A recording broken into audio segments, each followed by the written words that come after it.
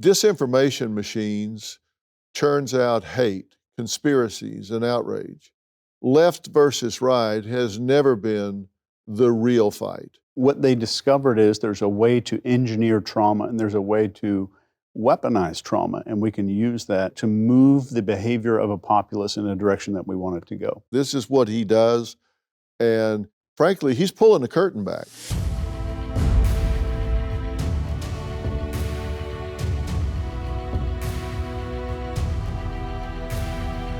As Charlie Kirk's assassination dominates the news and all the feeds, disinformation machines churns out hate, conspiracies, and outrage. Left versus right has never been the real fight. Behavior science expert Chase Hughes argues that political outrage, tribal hatred, and online violence are manufactured psychological operations. That these are engineered to divide Americans and keep entrenched power in control. Now, Chase exposes how suppression, radicalization, and division are weaponized, not by ideology, but by systems designed to keep you outraged, keep you divided, and keep you distracted. The minute that your ideas require violence to enforce or spread, they are already completely bankrupt. Every tyrant, every failed ideology, every social collapse starts the exact same way. The debate dies, then violence takes the place of debate. And you can't argue with a gun. You can only kill with it. And when killing is the substitute for a conversation, society as a whole starts falling off a cliff. We all have been sold the biggest con of our entire life. And this is that the problem is left versus right, or Republicans versus Democrats. And that is the distraction fireworks show that they want us screaming about while they're doing something else. This is a magician's trick, and I'm about to really show you what Charlie, God rest his soul, is kind of exposed here. If you turned on cable news today, maybe you scroll social media, what are you going to see? The absolute fringe. They're going to show you the loudest, dumbest, most cartoonish people from the other side blasted in your face 24/7. You're not being shown your neighbor or your coworker or the mom next door who votes differently. You're being shown a bunch of professional lunatics that are handpicked to make you think one thing. And the one big thing that they want you to think is, oh my God, these people are insane. Well, Chase Hughes is here. We've known each other for a number of years. I consider him a really good friend, and I have a tremendous amount of respect for his expertise, and we're going to talk about some things that you need to hear. Chase, thanks for being here and talking about this. We've talked about it before. We talk about it off camera. There's a lot going on that's not apparent to the average person walking up and down the street. Yeah. Where's this coming from? I think there's a few directions it's coming from. I think number one, we have an algorithm that's prioritizing. I just need to get you to click on this ad for the new vacuum robot. On the next level above is, I have some people who want to engineer hatred and engineer tribalism just because I need my party to win, or I need this giant companies to have some kind of success. And the top tier would be, there's a potential that foreign assets are influencing this and engineering our outrage. This is something you refer to as PsyOps, that there is a whole science behind a lot of what's going on. I mean, everybody knows, not everybody, but I think a lot of people know that there are algorithms that drive what we see and what we don't see. But there's a pretty sinister motivation and a pretty sinister plan behind this. And it didn't start with the smartphones. This is something that you say started decades ago, 100 years ago. I think it did. And if you just look back to how public opinion can cause somebody to be outraged, we can look back at Socrates. We can look back at Plato's Apology, trying to influence the crowd. But it gets better and better and better, decade after decade. And in the 50s and 60s, we had this institute called the Tavistock Institute. It's supposed to be doing this research on PTSD, back then what they would call shell shock. But what they discovered is there's a way to engineer trauma and there's a way to weaponize trauma, and we can use that. I don't want to use the word against, but we can use that to move the behavior of a populace in a direction that we want it to go. And it moved into government program upon government program. And we continued until a point where during the Korean War, there were these Americans that made these videos saying the United States is bad. I hate that country. I renounce my citizenship. They say all this stuff on camera, and it's blowing our mind that we're seeing these decorated pilots and war heroes on these videos who have been captured. So this begins a huge fear in the United States government. It says someone has technology to do this kind of mind control that we don't have access to yet. So it's kind of a mental arms race is what we started in the 50s and 60s. And it was deep as you can possibly think of. And this guy named Edward Bernays comes onto the scene. And he is the guy who took the word propaganda and changed the word propaganda to public relations. And he's also the reason we changed the Department of War to the Department of Defense. He's the reason that margarine got dyed yellow and that bacon is part of an American breakfast. He's the reason Virginia Slims were smoked by women because it was taboo. So he engineered this thing that women smoking was about freedom, not about health or anything else. It was about your freedom. He engineered a lot of stuff, and we figured out that over the course of 200,000 years, our brains haven't changed. We don't have any more wrinkles. We don't have a longer brain stem. We don't have a bigger any part of our brain. And if you understand how the mammalian part of our brain, the amygdala, the emotional centers of our brain, if you know how that works, you can kind of push a few buttons and get people to do what you want them to do. Let's back up a minute and unpack some of this. If you go back to 1921 in this Tavistock Institute in London, this was supposed to be treating what we now call PTSD. Yeah. And they called shell shock then. And that was a good cover story, is what you're saying. That's not at all what the Tavistock Institute was doing. You're saying they were actually using war psychology, performing psychological operations, and they were testing these principles out and using them on the civilian population. And it's proven. It sounds like some crazy theory stuff. This is proven stuff. And like if I was telling my mom about it, it sounds like something that's a little hard to believe, but it's well proven. And what's fascinating is we see that these things happened back then because something got declassified, a paper leaked or something came out. And then we had this tendency to think like, well, that was back then. They're probably not doing that stuff today. And we have this maybe a bias that where we say they're probably not still doing this kind of thing. And we tend to think that even though there's just decade after decade of these documents coming out and this proof coming out. The things that they were testing then, the things that they were using to break prisoners or whatever,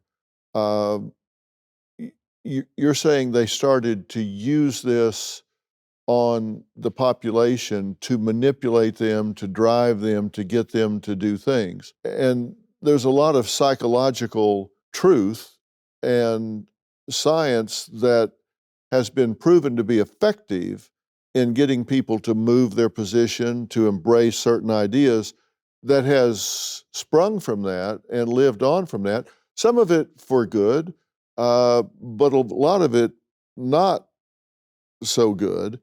And then you say things started happening in the 50s. I want to talk about what started happening then, because this started really invading in America. This was after the war, and things started happening to the masses at that point. And I'm going to have you unpack that for people, because this is affecting people that are alive today. Yes. And we're going to talk about that. Ever feel like your tank's running on empty no matter how much sleep you get or how healthy you eat? Sometimes your body is simply missing what it needs to recharge. That's why I trust Magnesium Breakthrough from PsyOps. It delivers 7 forms of magnesium plus vitamin B6 and humic and fulvic acids to help your body absorb and use it efficiently. Magnesium plays a vital role in helping your body relax, recharge, and recover. This formula helps support calm focus, deeper rest, muscle recovery, and overall well-being without artificial colors, preservatives, gluten, or soy. You can feel the difference when your body gets what it needs. So if you want to sleep soundly, stay centered, and power through your day, visit bioptimizers.com/Dr. Phil and give it a try, because real balance starts from the inside out. I'm talking to Chase Hughes, and frankly, we're talking about some things that if people pay attention to what we're talking about, this should be really concerning to people. Because what you're talking about, and these are things that you have studied, you've looked at how a lot of these PsyOps that have been used in the military have been used to break down the enemy in times of war are actually being used for pretty clandestine ways to influence what's going on in American society today. And I believe that, in my opinion, you're the number one leading authority on behavior profiling, nonverbal human communication, influence, persuasion. You've worked with elite military units, CIA operatives, Fortune 500 leaders. I don't think anybody knows more about this. There's certainly nobody I'm aware of, certainly nobody I know, not even anybody I'm aware of that knows more about this than you do. So if you trust me, trust Chase when he tells you what's going on here, because this is his life. This is what he does. And frankly, he's pulling the curtain back. He's just saying, look, I'm going to tell you what nobody else is willing to tell you. And I can verify that there is solid psychology behind what he's saying.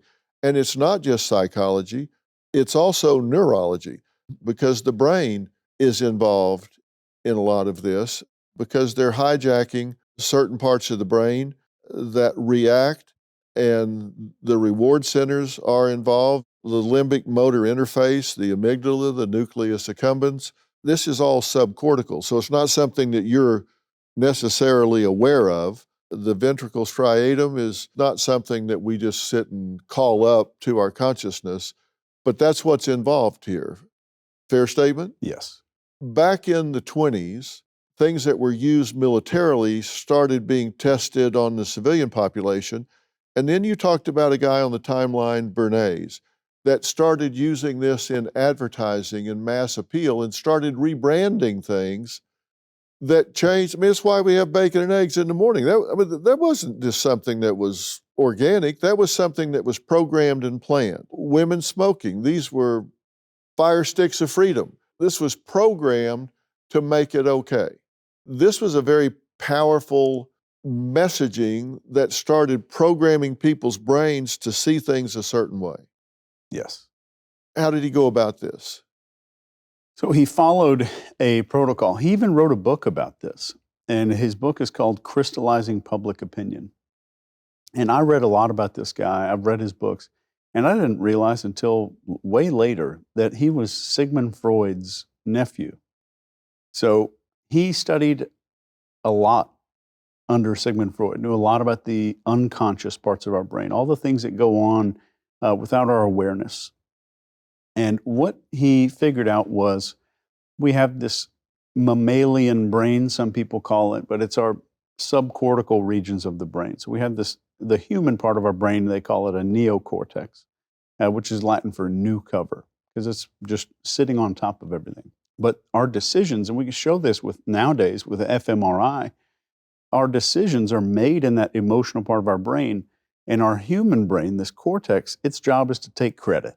It'll take all the credit and pretend like it made the decision, but it's made in that sub-awareness space in the brain, that subconscious place. So he engineered human behavior through using tribal psychology and weaponizing that ancestral part of our brain, that part of our brain that hasn't changed in a very long time. He weaponized this and made it look like, and he was the first person to make it look like lots of people were adopting an idea when it was only a few. And we see this just amplified today with social media, where it looks like lots of people are adopting this idea, but it's just a magnifying glass on a small group. And our brains are not wired to deal with that level of information. And there's still this tribal mentality where people think, okay, because there's that part of our brain where if you got expelled from the tribe in ancient times, you died. You had to be part of a tribe to survive. If you're out on your own, you're not going to make it.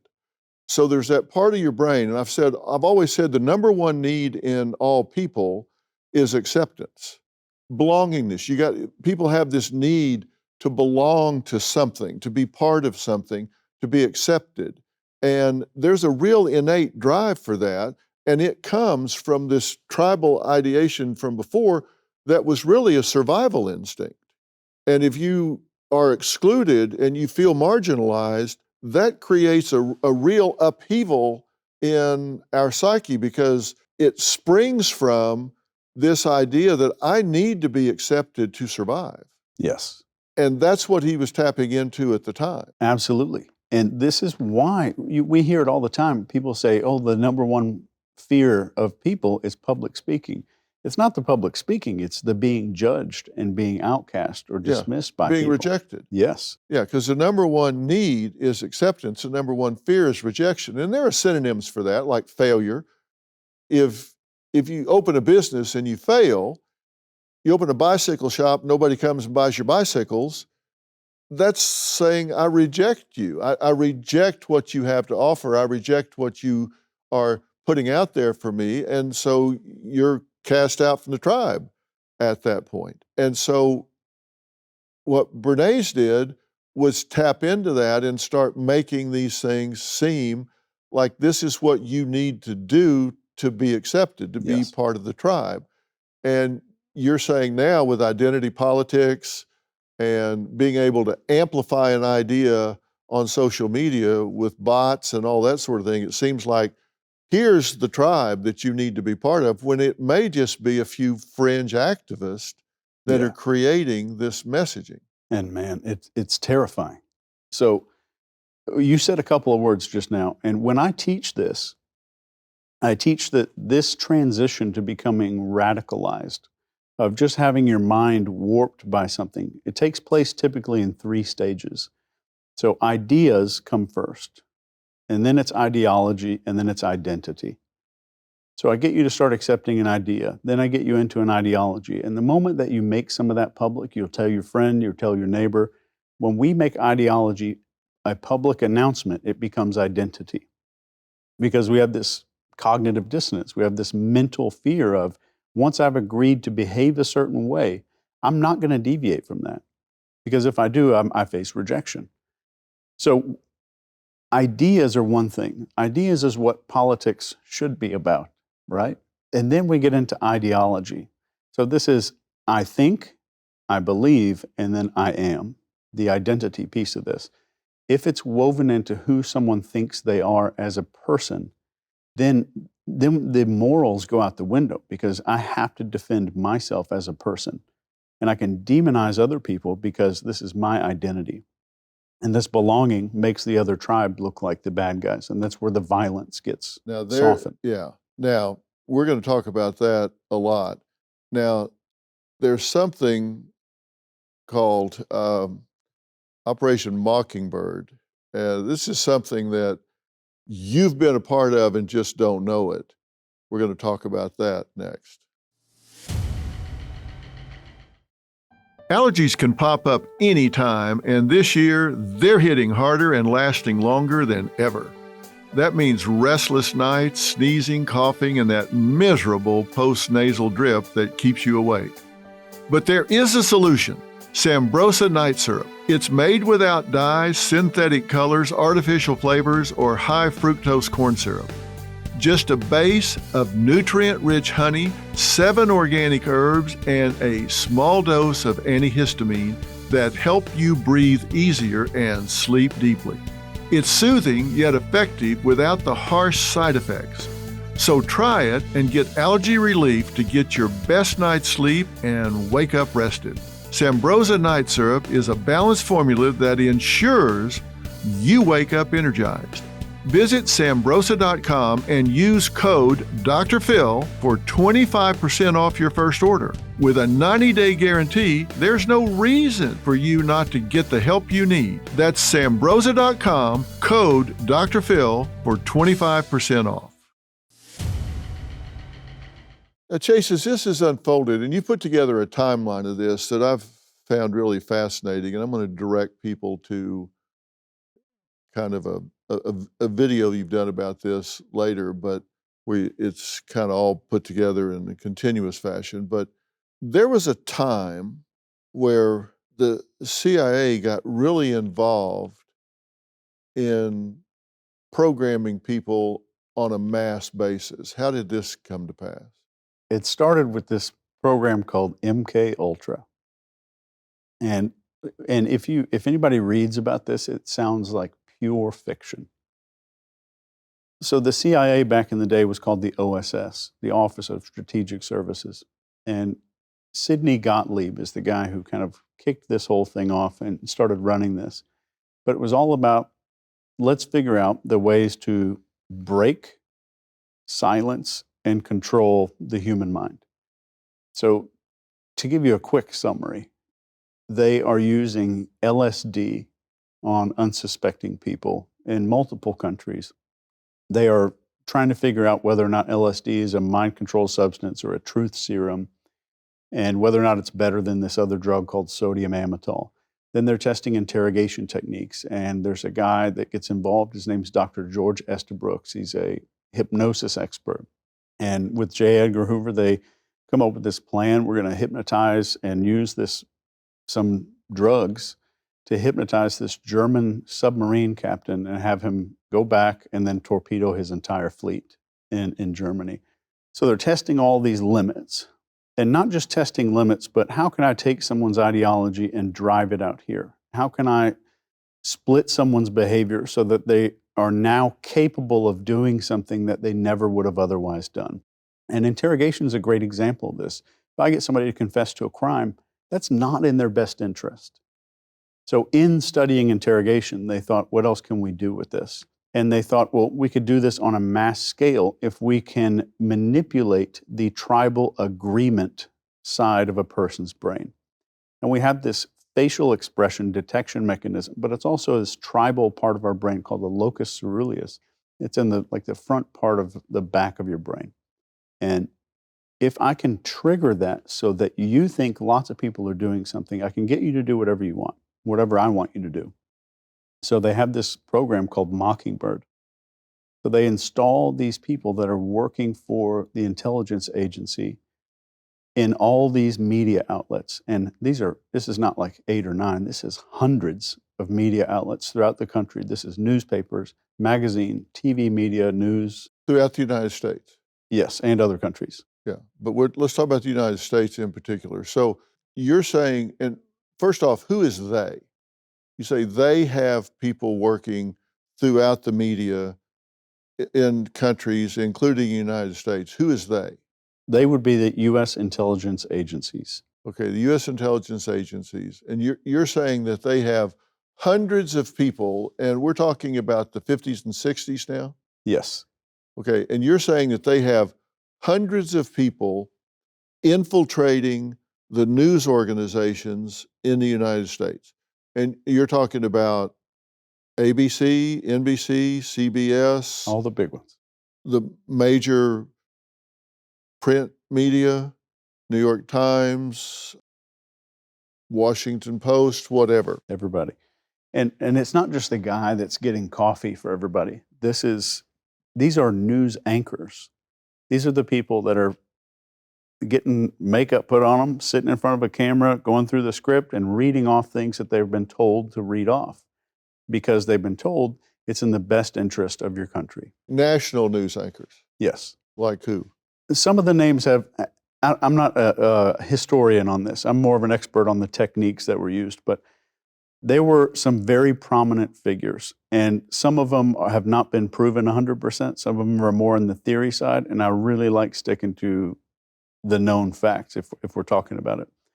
So when it comes to these people becoming news anchors, if I just ask them, like, are you a patriot first? Do you love your country? Do you want to support your country? And then I frame this objective as, here's the things that we need to do to save our country, to protect our country. So I don't think that the end result was some nefarious thing. I don't think that they had nefarious intent. I think that they thought they were doing the right thing.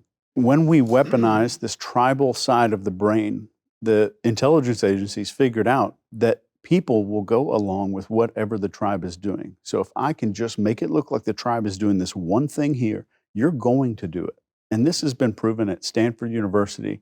Dr. Solomon Asch did this experiment with lines. And he had 3 randomly shaped lines here and then one line over here. He's like, which line over here is equal to line over here? Very simple. And 9 of these kids were actors in the room, and then one of them is volunteer. And they go through these 9 kids that are actors, and they say, B, B, B. They're all saying B, but it's obviously, ridiculously, obviously wrong. All of them pick the wrong answer, but you can see with your own eyes, this line over here is equal to A. But each kid going around this table saying B, B, B, B, and then it gets to the one that's the actual participant in the experiment, 100% of the time, they'll go with the crowd. When it's obvious, looking right in front of their eyes, the real data right there in front of them is wrong. Everybody in the room is wrong, but they'll go along with what the crowd did. And just to double down on this, there was a fire in London at a department store, Woolworths, and this was in I think the 70s. And the fire occurred during the day. The department store was open, and they found that most of the people who died in the restaurant.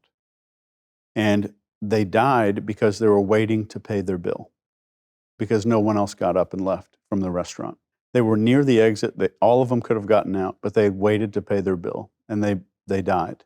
And they did an experiment to test this. Will a person sit in a room with other people there that starts filling up with smoke? Smoke detectors are all going off, all the signs that you need to drop whatever you're doing and leave immediately. Will a person sit in this room? And it was over 98% of people would sit in a room that's filling up with smoke long enough to die of asphyxiation. Boy, my tribal quotient must not be very high, because I can tell you, I'm the 2%. So what are the messages, and what does this really mean? What have we been programmed to do, and what is the nefarious part of this? You got to wonder, what have I been programmed to do? And am I running a program, or am I being who I really am? That's the big question, and we're going to answer it. Chase is going to help us answer it in just a minute. On February 9th, 2004, Maura Murray went missing. Neighbors reported a loud crash. One asked if she wanted him to call for help. She said, "I already called AAA." He knew that the girl was lying. What he didn't know was why. Mystery and Murder, analysis by Dr. Phil. What happened to Maura Murray is a link in a chain. It is not an isolated event. Available on your favorite podcast app. Subscribe and follow. Are we making our own choices? Are we doing what we want to do? Or are we running some program that's been put into our brain as though somebody had plugged something into our ear and they're running a program like a computer? Now, if you listen to Chase, there are people that have been attempting to program a whole lot of what goes on in our thinking, in our choices, what we react to. And we know now, with the internet, with social media, we have direct evidence that certain things are being programmed and that we respond to those things. We're going to get to that in a minute, but we're talking about this historically because a lot of us grew up looking at things that were put on television, that we were reading in the newspaper, that we were hearing on the radio. And what Chase is telling us is that a lot of this may not have just been independently chosen by a particular advertiser or whatever, but that there were messages there that were designed to point us in a certain direction. And if you think that there's not science behind the advertising, for example, that you see, pay attention to this. Next time you see a fast food commercial, ask yourself to pay attention to how much time they're focusing on the food versus how much time they're focusing on happy people, togetherness, inclusion. You look at some of these fast food advertisements and everybody's happy, there's bright lights. It just looks like Thanksgiving at grandma's. Everybody comes in, hey, how you doing? Nobody's overweight, everybody is, it just looks like a Christmas card, right? I mean, everything is happy and the food's kind of in the background. The message is, hey, come down here, you'll be accepted, you'll be happy, everybody's got a smile on their face, and you can buy a hamburger while you're here. They're selling a feeling, not a product. Absolutely. You see it in car commercials. They're selling some car and they've got a woman in an evening gown and perfect lighting and they're whisking around. You get it home, it's a car. I mean, it's, where's the girl in the evening gown? Where's the moon? Where's the music? You got a car sitting out in your garage with a 6-year payment plan. But they don't talk about that. They romanticize it and sensationalize it, right? Yeah. It's misdirection. And I think if I could go on a little personal story, I've only stolen my dad's credit card once. And it was 2 a.m. I was watching an infomercial for a fishing lure called the Banjo Minnow. Do you remember this thing? Oh, yeah. So I watched this Banjo Minnow commercial and I impulsively stole my dad's credit card and swiped it, ordered this thing. Of course, I didn't use it much, and it wasn't as cool as it looked on TV. But over time, I kept thinking back to this time when I did something I wouldn't normally do and what would cause that behavior. And we looked at all this research from the last couple hundred years, everything that's available, and we figured out there are 4 things that control the animal brain, this little emotional decision-making part of our brain, and that decides your fate, and it spells out the word fate. So in order of hierarchy, it is capturing a focus, authority, then tribe, and then emotion, in that order. So number 1, I need to capture somebody's focus. And this is news media, commercials, whatever it is. And the fastest way to get focus from a person is novelty and fear. Novelty meaning something that I did not expect is now happening. So if you go back to ancient times, we walk past a bush, a stick snaps. That's all of our attention is like, what is behind that bush? I did not expect that to happen. So we are hardwired to respond to novelty and some kind of threat. So if you look at social media, you look at commercials, you look at how TV works, all of this is focus generation first. And then we get to the A in fate, and that is authority. What am I being told is the authority in this situation? It might be this politician. It might be this celebrity who has this one little idea. It might be this group of people, in some cases, who all believe this one thing because I'm seeing a protest or a riot or something violent on TV. So now I'm capturing authority, and then we get to tribe. I'm going to trick your brain into thinking that more people believe than don't. And then the emotional part. I'm going to give you some kind of emotional component to everything. And typically, what you're talking about with the car commercial is emotional expectancy. So I'm building some kind of future scenario in your mind by just using enough ambiguity to where you can put in the details of your own life. So you can imagine that thing, because it's in the background's a little dark, so you imagine it in your own driveway instead of what's in the commercial. So I do that through engineered vagueness. And the more vague I am with some details, the more you're going to insert your own details into what I'm describing or what I'm pitching to you.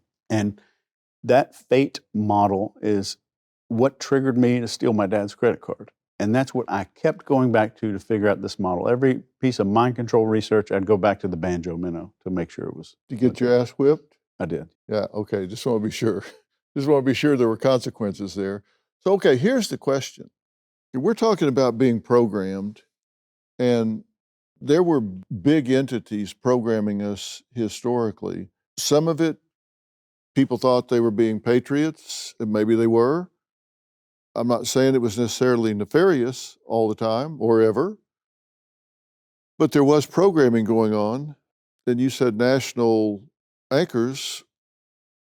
Was Walter Cronkite one of them? All the documents point to him absolutely being one of these intelligence operatives. So he was an operative for the CIA. That's what it looks like. Yeah. Okay.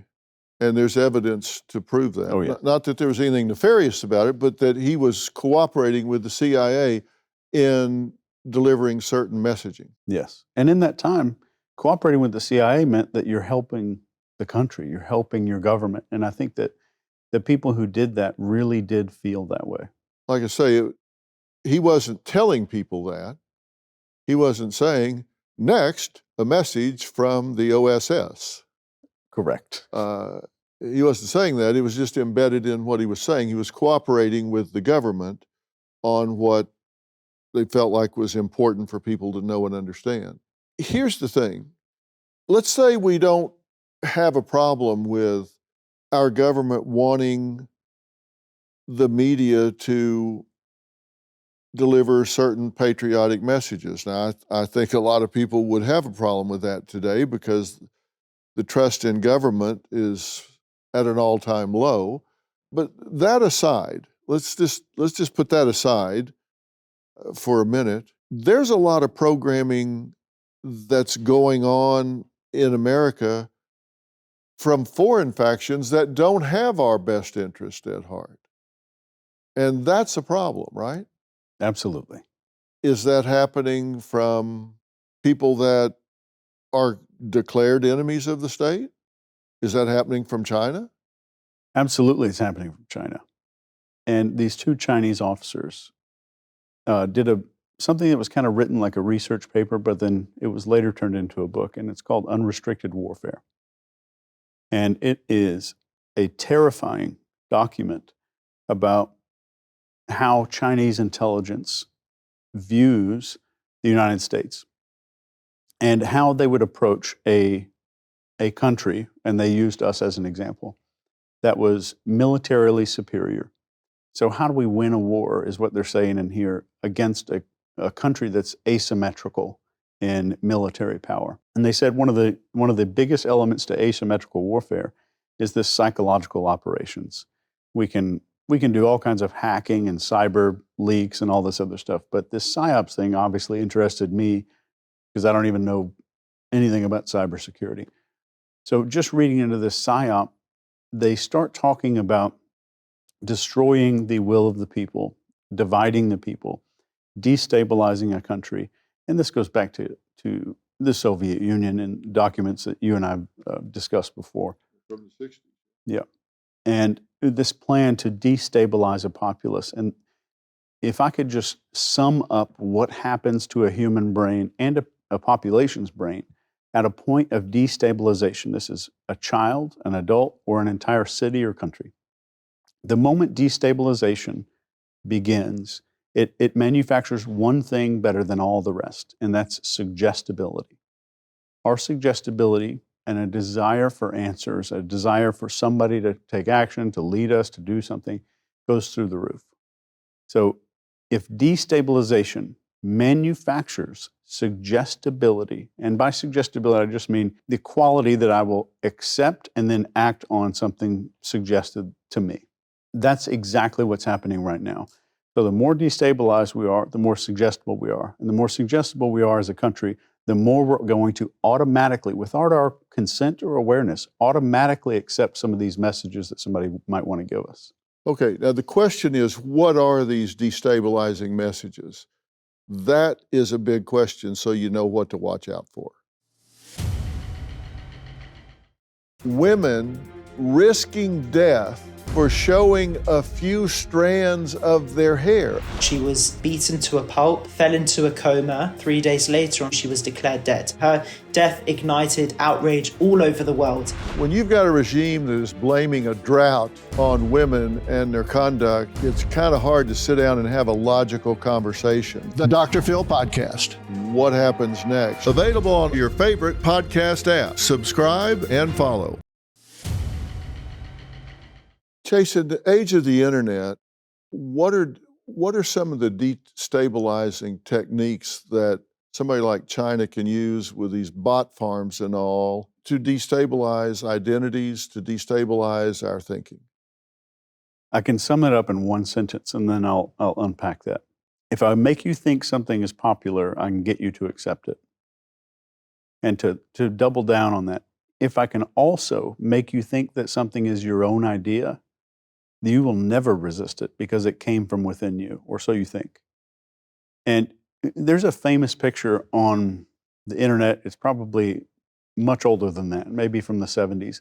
But it's of a rabbit that if you look a different way, it looks like a duck. And we don't have arguments about this, but if I watch media all the time and I watch rabbit picture media, I will always see a rabbit when I look at that photo. If I'm on the duck side, the only media that I'm getting exposed to is telling me that I'm looking at a duck, and I'm only going to see a duck. I can't see the other side. So that's the beginning of our tribalism issues, and the destabilization is a further just widening of this divide between right and left. And I think it's also a scam to make us think that there's a right versus left issue. And this is provable if you look at social media. So if you look on there, you're only going to see highly intelligent people who agree with you and idiots who disagree with you. Chase, a lot of what we see on the internet right now, a lot of what we see on television shows are like a clown show. It's like they went out and found the most outrageous person that they could possibly do, put a spotlight and a camera on them, gave them a megaphone, and said, okay, you're a star. And that's what people identify with the other side. And that's what the other side identifies with this side. And that's not at all representative of who they purport to be speaking for. How are we falling for that? What's going on here? Can we start with some neuroscience? Yes, absolutely. The sad thing is that we all think that our brain is a truth-seeking mechanism. Our brain wants the truth. But our brain is a lot more like a defense attorney whose job is to prove you right. And that's the brain's job. Prove me right all the time. Show me the evidence that what I think is true is actually true. And I mean, that could be used against us or for us. When I'm setting goals and I'm focusing on work, my brain's going to show me that hard work pays off. My brain's going to show me that my goals are important. But on the other side, if I think that my brain is a truth-seeking mechanism, now I'm in trouble because I'm going to see truth where there isn't truth.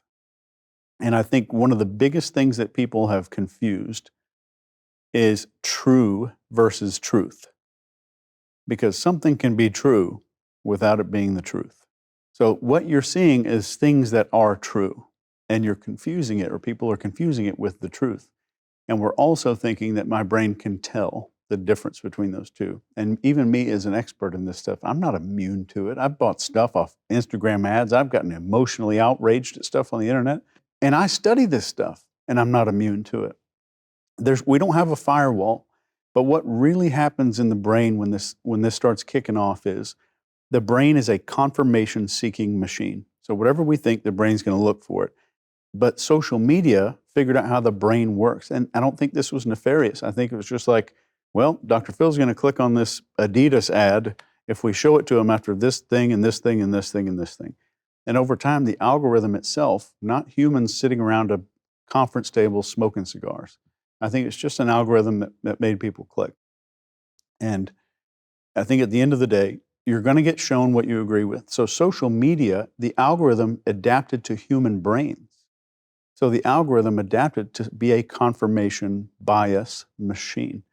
So you're going to get shown stuff that you agree with, and when you disagree with something, it's going to be the dumbest, biggest idiot that you could possibly imagine on the other side to make you think falsely that all of them are like this. So we make this judgment so fast. What's sad is, myself included, we make the judgment unconsciously. And the more that we can become aware that our brain doesn't have a firewall, the more we're going to be able to just be aware when this stuff starts infecting our brain. So the question is, what do we do with all of this? I mean, so if we're being programmed, if you're in fact being victimized by this, a product of all of this, what do you do about it? How do we deal with this?